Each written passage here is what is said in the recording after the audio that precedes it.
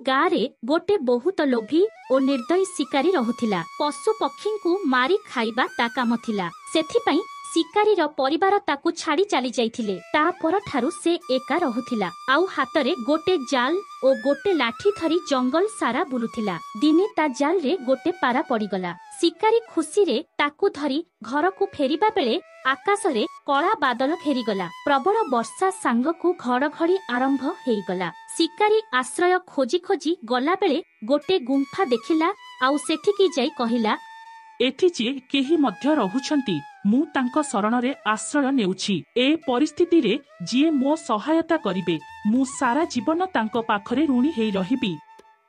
गुंफा पाखरे थिबा गोटे गछरे गोटे पारा रहुथिला। वर्षा और घड़घड़ी बंद न हेबारु से पारा खाली गुंफारे जाई आश्रय नेइथिला। जेतेबेले शिकारी एमिति कही भितरकू गला से देखिला गोटे पारा बसी ता पत्नीर वियोगरे कांदुछि। किंतु शिकारी जानि नथिला से जो पाराटिकू जालरे धरि नेइछि से हेउछि गुंफारे थिबा पारार पत्नी। पाराकू कांदुथिबा देखि ता पत्नी मने मने भाबिला, मु केते भाग्यवान मते एते प्रेम करुथिबा गोटे स्वामी मिलछंती। स्वामींका प्रेम ही स्त्रींका जीवन। स्वामींका खुशी रे ही र खुशी थाए। स्वामींका खुशी रे स्त्रीर जीवन सफल हेई थाए। आउ आजि मो जीवन सफल हेला।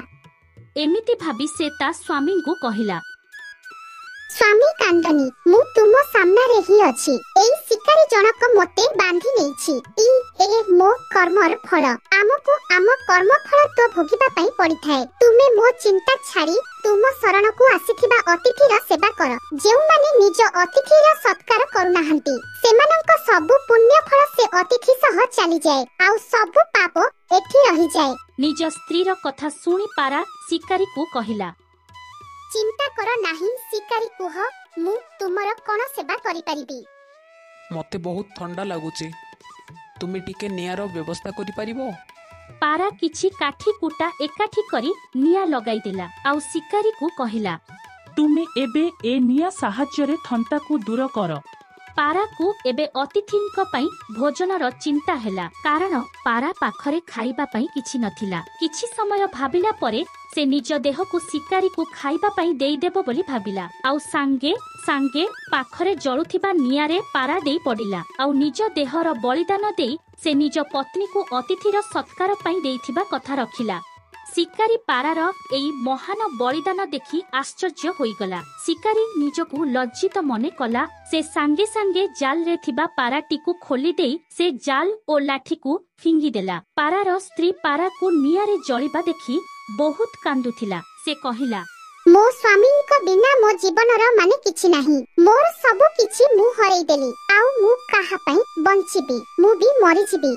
एमिति कही से मध्य निया को देई पड़िला। आउ एसबु देखि शिकारी बहुत पश्चाताप कला। से कहिला, एमाने महान एमाने पक्षी हेई मध्य अतिथि सत्कार पई निज जीवन को त्याग करिदेले। आउ मु पेट रो भोक आउ स्वाद पई एमिति बहुत पशु पक्षी माननकु मारी खाइछि। मो ठारू एमाने हजार गुण रे भलो नाही। आजि ठारू मु आउ शिकार करिबिनी। तापर ठारू शिकारी शिकार करिबा छाड़ी देला। पशु पक्षी उनको भल पाइबाकू लागिला। एकथा जानिबा परे ता परिवार मध्य ता पाखकू फेरी आसिला। समस्ते बहुत खुशी रे रहिले।